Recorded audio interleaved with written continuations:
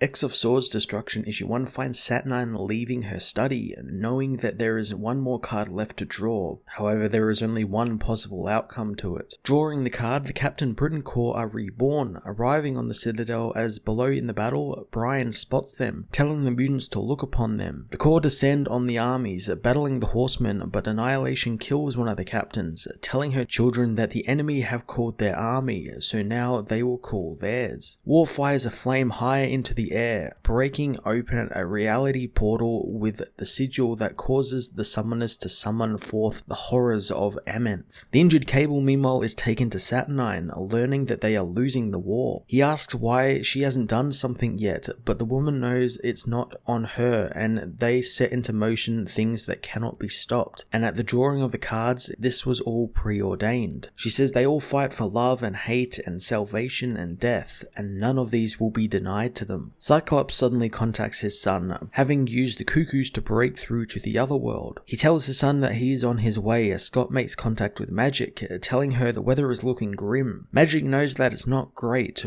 worried that he wasn't going to make it, as Cyclops hopes that she wants to kick open the door for him, so Magic obliges, using her sword to rip open a hole above the Citadel, allowing the sword station to descend into the reality. Jean reminds the gathered mutants on the station that they are there for their friends and family, and if they die in the other world, they are gone forever. Cyclops says that it's win or die, so they need to win. Jean leads the X-Men into battle, taking the fight to the Arachai and the Horsemen as Apocalypse fights Annihilation. Genesis manages to take control of her body again, saying that it's hard to fight for control against Annihilation, hoping Apocalypse has figured it out since she cannot bend to its will, since that would mean total surrender to Annihilation. Apocalypse says that surrender is not the same as losing, grabbing his wife and telling her only he can heal the breach and make them whole again. Annihilation takes over again, calling for summoners to unleash all of the darker Amenth and every demon. The summoners do, unleashing giant monsters on the world. Cable knows that it's now over for them all, asking if he can go down to the battle to be with his family in their final moments. Saturnyne, however, asks what card he drew, learning that it was the Fool. Saturnyne says that he's a fool with a sword, but only a fool would think that that's actually what he was holding. Cable soon realizes that his sword is also a key, telling his parents to come and get him. The family and Magic teleport to the sword station, where Cable plunges his sword back into the energy reactor of the station, opening up the portal to the Vescora Jean and Scott fought on the station, funneling them through one of Magic's portals and into the summoner circles below, allowing them to kill the Arachai. The aliens consume the Arachai as Annihilation kills many of them, wanting them to taste her metal. Suddenly, Apocalypse grabs his wife, ripping Annihilation from Genesis's face, telling the villain his folly was believing that Apocalypse can save himself. The battle stops as all eyes turn to Apocalypse as Saturnyne tells him to finish it. The being does,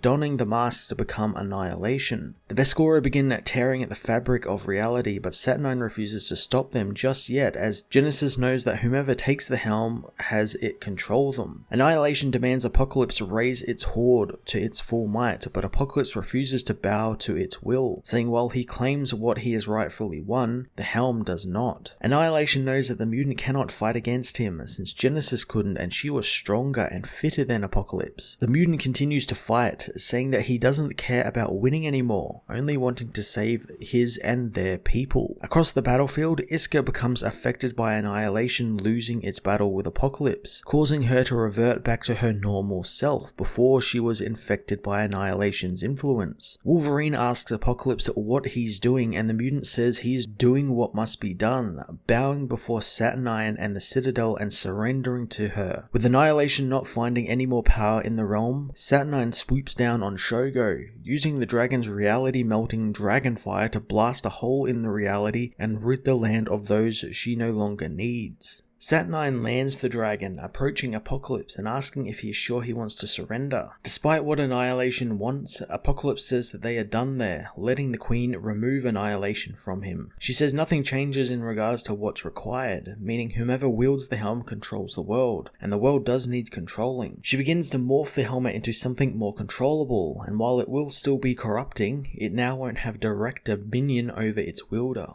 She asks Genesis if she would like to have it fashioned into a sword, but the woman doesn't care, so Saturnyne forges Annihilation into a staff for her. She says the contest was settled and so is the war, with Otherworld standing triumphant and Krakoa surviving Arakko, which has then yielded its place. Despite all of this, Saturnyne is still troubled by their nature, making Wolverine frustrated since what more could she want from them? She reveals that she requires one mutant from each side to leave their lands and live with the enemy, all in a show of good faith. Saturnyne asks which mutant from Krakoa Genesis chooses to leave, and the woman asks if Apocalypse can be chosen. Apocalypse says that he can, but he warns her that he isn't the mutant that she left so long ago. Genesis understands and sees what he truly is, as speaking for Krakoa, Apocalypse says that instead of any council or war generals, he will lead them, choosing the mutant island of Arakko to be sent to join Krakoa. Saturnyne understands that the island of Arakko contains millions of mutant prisoners, impressed with Apocalypse's choice, since she didn't see this in the cards, meaning he beat her.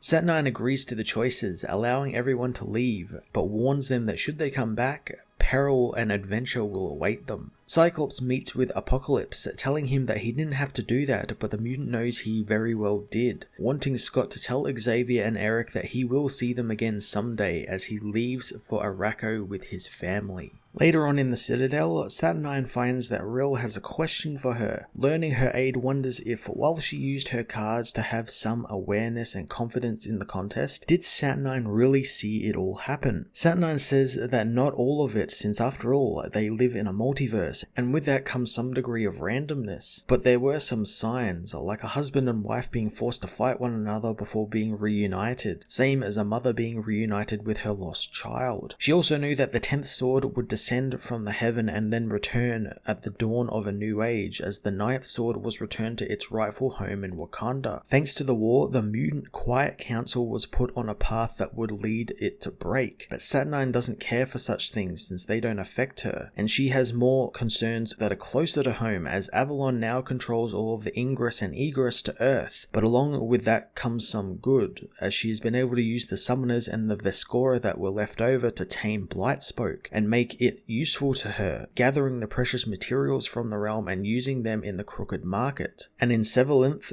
Death continues to try and sate the relentless appetite of the lands himself. Saturnyne knows that for all her other lands, she now has the means to control them all, thanks to the return of the Captain Britain Corps to the Otherworld. Rill congratulates her since she won and deserves all she desires. Saturnyne heads to her court, which celebrates her rule, and while she won and has dominion over everything she has ever needed, there is still one thing she cannot and will never truly own. X of Swords Destruction Issue 1 capped off the X-Men's newest event by delivering on a huge revelation and setup for the next year of X-Men and what paths the characters have been put on. I have thoroughly enjoyed this event, and I think it's safe to say that it is the first X-Men event that I have enjoyed through and through in a long time. It ended up being an event that every week I was clamoring to get my hand on the new issue and the new chapter of the X of Swords just to see what would happen. I thought it was a quite creative and fun way to take the X-Men and their supporting characters, expanding the already dense lore that Jonathan Hickman, Teenie Howard, and all of the other X-writers have woven over the last year and a half. I'm really excited at the prospect of Arakko now finally joining back with Krakoa, along with millions of new mutants, which will definitely have some sort of huge consequences once we return to the story and once we return to Earth. So I imagine a lot of people aren't going to be happy that there's now, a million new mutants wandering around.